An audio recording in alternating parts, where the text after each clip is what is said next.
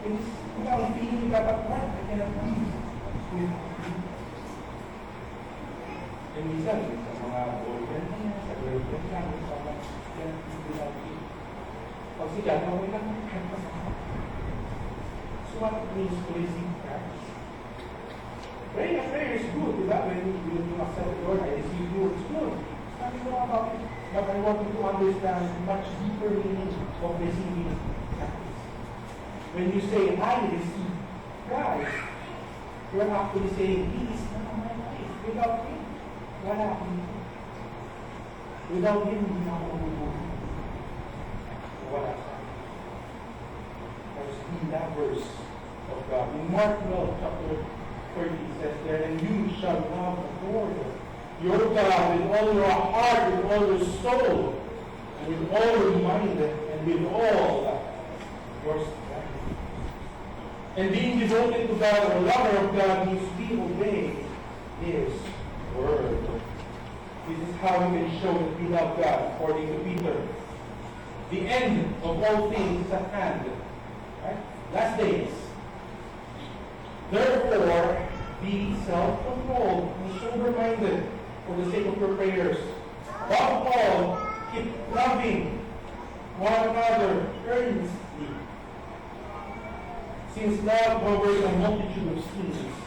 Show hospitality to one another without grumbling. As each has received a gift, use it to serve one another as good stewards of God's varied grace.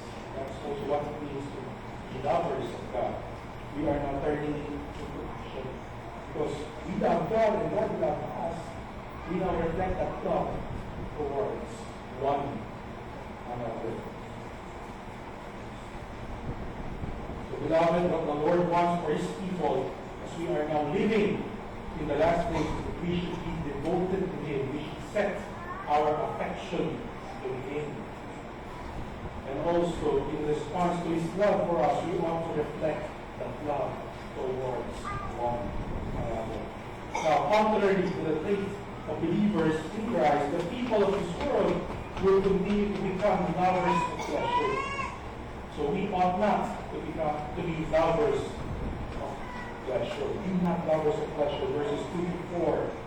For people will be lovers of self, lovers of money, proud, arrogant, abusive, disobedient to their parents, ungrateful, unholy, heartless, unappeasable, slanderous, without self-control, brutal, not loving good, treacherous, reckless, swollen with conceit, lovers of pleasure.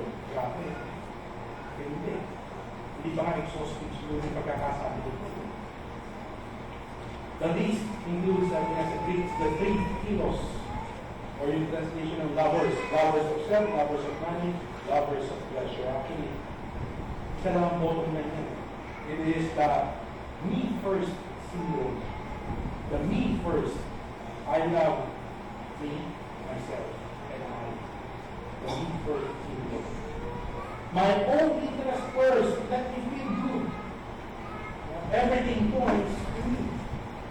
Ako. Kaya satisfy mo ako. Selfishness. And these are the kinds of people na wala nang magaling.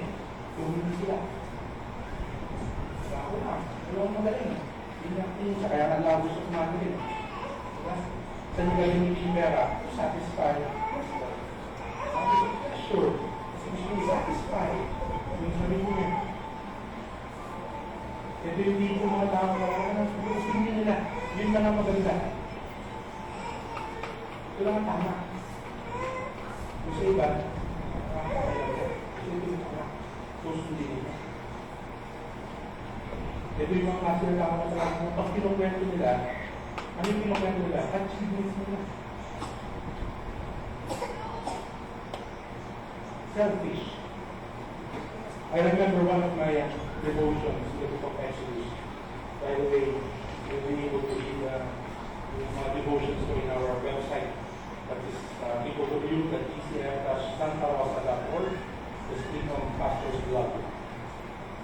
Sabi ko siguro, hindi na pasok ng Exodus, kung ako siguro si Moses, malamang na ibang manakto na to. Hoy, ako nag-lead sa mga Israel limited. Pero inilabas ko sa Exodus. Si Moses, but let us take a cue from the narrative when Moses wrote, "For with a strong hand the Lord has brought you out of Egypt." Bitin ba sinabi ni Moses na, nasa mo sa inyo? No. He keeps on reminding the Israelites, "For with the strong hand the Lord has brought you out of Egypt." Hindi niya rin po sa inyo. It is all about God. So, this is not only true for the world, sometimes even for us believers. We tend to highlight our accomplishment than to highlight us in our lives. I did this, I did that. So, I won't expect you to church na. Parang as if you are the leader of the church. Nakalimutan natin sinabi ni Jesus, Matthew chapter 16, I will build my church. Hindi tayo ang build ng church. It is only a privilege for us if God is using us. Especially in church plan, God is not us. It is Christ. Kahit na wala ka, huwag ka kang nilagyan. Selfishness. You are full of eyes, di ba? Letter I, I. Sometimes sabi ko, kailangan siguro i-bend yung I. Pag binend mo yung kabila ng letter, ano mo ko for? Stands for Christ. It is not us. But Christ. According to Thomas Oden, everyone is a lover. Being a lover is implanted in our human condition. But we are being called to an ordered self-love, wherein one cares for oneself in order to care for the neighbor in accountability to God. When self-love becomes the overwhelming, compulsive, tyrannical aim of life, then it infects everything it touches. Psychotherapy has too often nursed this narcissism into full growth on the premise that increased self-assertiveness and egoism will produce health. But we have too often seen it produce only more limitations of sickness. So the result of being selfish, that people will become proud and arrogant, also the least of all